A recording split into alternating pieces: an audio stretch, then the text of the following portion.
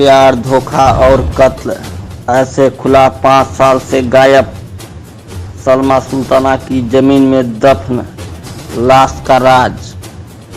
आपको बता दें, सलमा की जिंदगी में सब कुछ ठीक ठाक चल रहा था। वो अक्टूबर 2028 का एक दिन था जहां रोज की तरह सलमा काम पर जाने के लिए कुसमुंडा से कोरबा के लिए निकली थी, लेकिन उस दिन वो लौटकर अपने घर वापस नहीं पहुंची। जुर्म की काली दुनिया में से न जाने कत्ल के कितने ही मामले हर साल सामने आते हैं, मगर कुछ मामले ऐसे भी होते हैं जो मर्डर मिस्ट्री बन जाते हैं और ऐसे मामलों की तह तक पहुंचना पुलिस के लिए एक चुनौती बन जाता है। कातिल पुलिस की सोच से आगे होता है और पुलिस उसकी तलाश में पीछे, मगर कातिल ये भूल जाता है कि गुनहगार चाहे कितना भी शातिर क्यों ना हो, एक ना एक दिन कानून की गिरफ्त में आ ही जाता है, क्योंकि कानून के हाथ इतने लंबे होते हैं कि कोई अपराधी उनसे बचकर नहीं जा सकता। कुछ ऐसी ही कहानी है छत्तीसगढ़ में कोरबा की न्यूज एंकर सलमा सुल्ताना की। कौन थी सलमा सुल्ताना? कोरबा के उपनगर कुसमुंडा की रहने वाली 18 साल की सलमा सुल्ताना एक सामान्य परिवार से ताल्लुक़ रखती थी। वह देखने में बेहद ही खूबसूरत होने के साथ साथ बेहद टैलेंटेड भी थी। उसने महज 10वीं की पढ़ाई करने के बाद साल 2016 में टीवी पत्रकारिता की दुनिया में कदम रख दिया था। वो स्क्रीन पर आई और अपने टैलेंट के बलबूते कम ही समय में अपनी पहचान बनाने में कामयाब रही। उसने एंकरिंग के साथ ही रिपोर्टिंग, स्टेज शो और अन्य कार्यक्रमों में भी अपनी प्रतिभा दिखाई थी।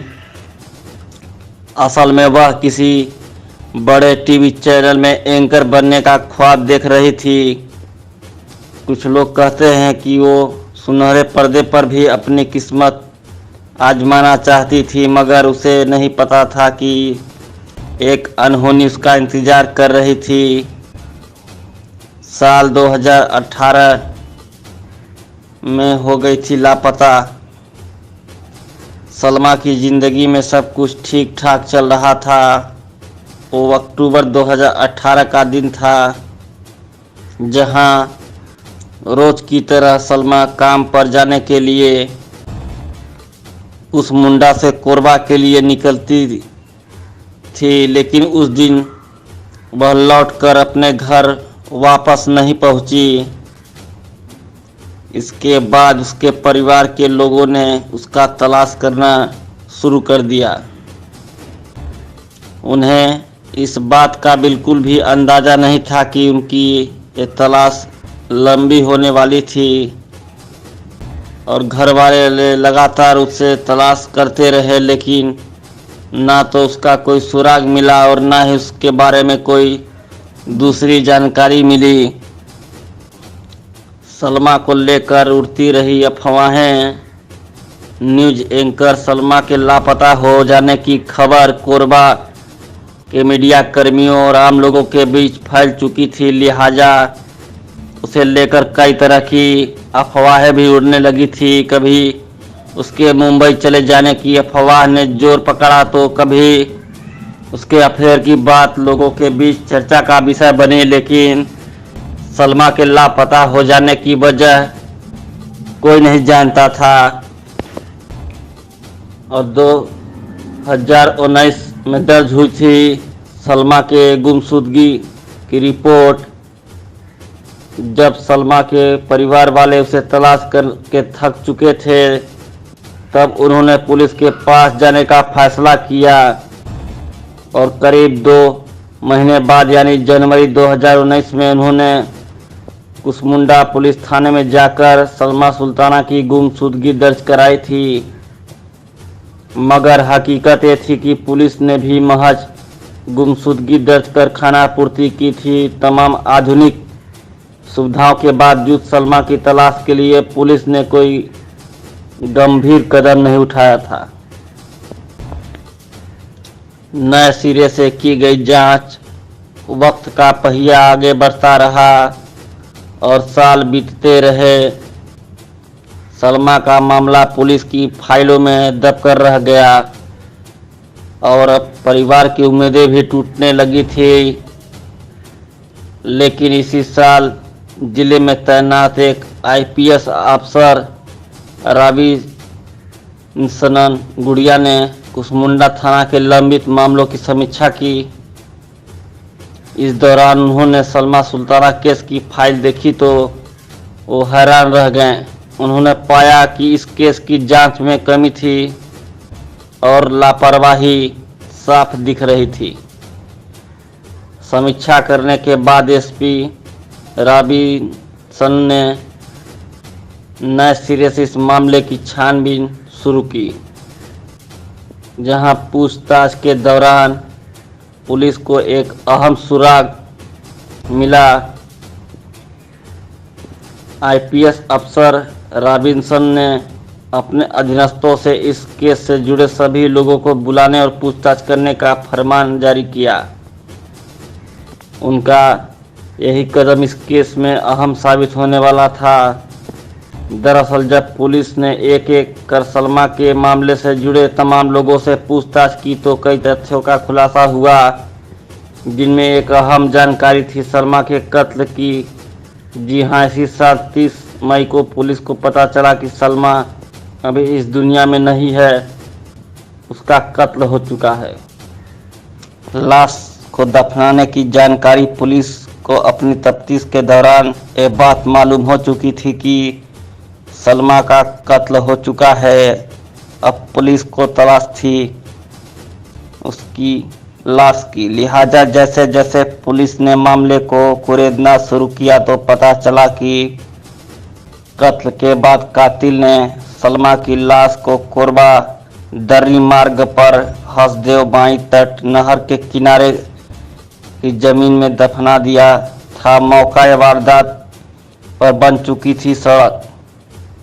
ये जानकारी मिलने के बाद पुलिस ने जेसीबी मशीन से एक जगह मिट्टी हटाकर लाश को तलाशने की कोशिश तो की थी, लेकिन पुलिस के हाथ खाली थे। इसकी सबसे बड़ी वजह ये थी कि जहां लाश दफनाने की बात सामने आई थी, 5 साल बाद अब वहां के भौगोलिक हालात बदल चुके थे। वहां एक बड़े हिस्से में 4 लेन सड़क बन चुकी थी। लाश की तलाश के लिए 3D स्कैनर का इस्तेमाल। जांच में जुटे पुलिस अधिकारी ये समझ चुके थे कि सलमा की लाश को इस तरह से तलाश नहीं किया जा सकता और जब तक लाश बरामद नहीं होगी तब तक शक की बिना पर किसी को गिरफ्तार करना भी मुश्किल था। अब पुलिस को किसी को गिरफ्तार कर भी लेती तो अदालत में उस पर आरोप सिद्ध करना नामुमकिन था। लिहाजा जानकारों ने पुलिस को 3D स्कैनर यानी थर्मल रडार के जरिए सर्च ऑपरेशन को आगे बढ़ाने का फैसला किया। इसके लिए राजधानी रायपुर से विशेषज्ञों की एक टीम 3D स्कैनर के साथ कोरबा पहुंची और वहां से शुरू हुआ स्कैनिंग का काम। इसकी निगरानी एसपी रॉबिन्सन खुद कर रहे थे। पुलिस ने हर संभव जगह जगह पर स्कैनिंग कराई। क्या होती है 3D स्क्रीनिंग मशीन? यह एक ऐसा आधुनिक मशीन है जिसका इस्तेमाल भूमिगत खनिज पदार्थों की पहचान, जमीन के भीतर दबी ठोस वस्तुओं की तलाश से लेकर निर्माण कार्य माप लेने तक किया जाता है। 3D स्क्रीनिंग कई तरह से की जाती है। यही वजह है कि जमीन में दबे हुए ठोस या समान मिट्टी की संरचना से अलग किस्म की आकृति का पता लगाने के लिए 3D स्क्रीनिंग तकनीक का इस्तेमाल किया जाता है। इस मशीन से जमीन पर लेजर किरणें प्रवाहित की जाती हैं, जो जमीन के भीतर 20 फीट तक की गहराई में मौजूद संरचना और दूसरी वस्तुओं की आकृति का इमेज कंप्यूटर की स्क्रीन शो करती है। हालांकि अलग अलग खोज के लिए अलग अलग मशीनों का इस्तेमाल किया जाता है। जमीन से निकला नरकंकाल। अब पुलिस को 3D स्क्रीनिंग की मदद से एक सुराग मिला। इसके सहारे पुलिस ने अदालत से इजाज़त लेकर कोहड़िया दर्री मार्ग पर खुदाई की और वहां से एक बोरे में बंद कर के दफनाया गया एक नरकंकाल बरामद कर लिया। पुलिस ने मौके पर FSL की टीम को भी बुला लिया था। प्रारंभिक जांच में यह बात साफ हो गई थी कि वो कंकाल एक लड़की का था। पुलिस ने कंकाल को कब्जे में लेकर जांच के लिए भेज दिया था। लोन की कहानी। इसी दौरान तफ्तीश में पुलिस को पता चला कि सलमा ने कोरबा एक बैंक से लोन ले रखा था, जिसकी किस्त का भुगतान 2018 तक कोरबा का एक युवक कर रहा था, मगर 2019 से उसने लोन की किस्त देना बंद कर दिया था। जब सलमा ने किस्त जमा करने के लिए उसे कहा था तो वो सलमा के साथ अभद्र व्यवहार करता था, उसे धमकी भी दिया करता था। पुलिस के लिए जानकारी काफ़ी अहम थी, लेकिन वह युवक कौन था, ये सवाल पुलिस के सामने खड़ा था। प्रेम प्रसंग का खुलासा। कंकाल बरामद हो जाने के बाद पुलिस ने तफ्तीश का दायरा बढ़ा दिया था। पुलिस कातिल को पकड़ने के लिए हर मुमकिन कोशिश करना चाहती थी, लिहाजा मुखबिर भी एक्टिव थे। तभी पुलिस को पता चला कि सलमा का एक लड़के के साथ अफेयर था, जिसका नाम मधुर साहू था। वह युवक बिलासपुर का रहने वाला है और कोरबा में जिम चलाता है। कहानी पहले दोस्ती और बाद में प्यार की थी। पुलिस ऐसा कोई कदम नहीं उठाना चाहती थी जिससे मधुर साहू को भागने का मौका मिल जाए या उसे शक हो जाए। लिहाजा पुलिस ने उसकी निगरानी की। 2018 में ही हुआ था सलमा का मर्डर। इसी बीच पुलिस को मधुर साहू की एक नौकरानी के बारे में पता चला, जिसे पुलिस ने पूछताछ के नाम पर उठा लिया और पुलिस ने नौकरानी से सवाल जवाब करने शुरू किए तो उसने सलमा के कत्ल का पूरा मामला बेनकाब कर दिया। उसने पुलिस को बताया कि सलमा का मर्डर 2018 में ही कर दिया गया था। उसके कत्ल को मधुर साहू ने अपने कुछ दोस्तों के साथ मिलकर अंजाम दिया था, लेकिन सलमा को खत्म करने के बाद से मधुर साहू फरार हो गया था। इस तरह सुलझी ये मर्डर मिस्ट्री। पुलिस ने जब एक केस रीओपन किया था तो तभी शक के आधार पर मधुर साहू के मददगारों को पुलिस ने हिरासत में लेकर पूछताछ की थी। तभी सलमा की लाश को कोरबा दर्री मार्ग पर मौजूद भवानी मंदिर के पास दफनाने की बात सामने आई थी और पकड़े गए आरोपियों की निशानदेही और जानकारी के आधार पर ही पुलिस ने मुख्य आरोपी मधुर साहू को भी गिरफ्तार कर पूरे मामले का खुलासा किया। सुल्तान लश्कर का 3 आरोपियों के द्वारा गला घोट कर हत्या करके जमीन में दफनाने का खुलासा हुआ है।